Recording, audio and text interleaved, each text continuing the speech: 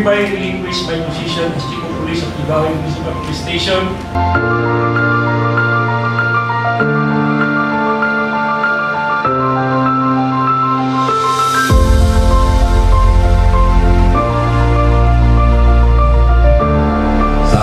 Ang outgoing si Chief Babaan.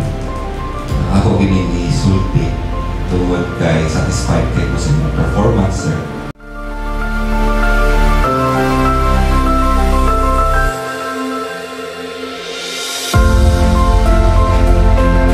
I hereby assume the position as officer in charge of Kibawe Municipal Police Station, Bukidnon Police Provincial Office, effective October 28, and I sign.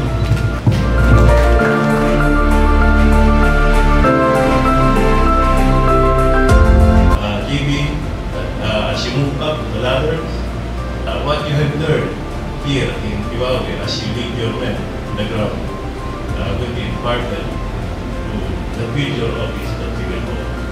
I have high hopes on you. You are my other class now. Alam ko magaling ka, and my future ka sa PNP. Of course, to Captain Vicente, I also trust you being the first woman to be appointed as Chief of Police in my term. It's our first time to have a lady Chief of Police. Excited me to have you. Simple naman kaya ako ang prinsipyo sa leadership. Nagalalahay tang role, o di ko pasabot nga dita partner, isip mayor, konsihal, sa LGU. Akong trabaho is pagpanindot. Akong trabaho mag-organize ng daghang tao.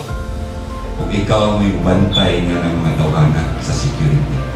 Dili na po kumuhatag mando nimo kung how to secure those people kay para na ako mas knowledgeable mo as PNP. So I'll give you the full authority in sa Kibawe to do what the best you can do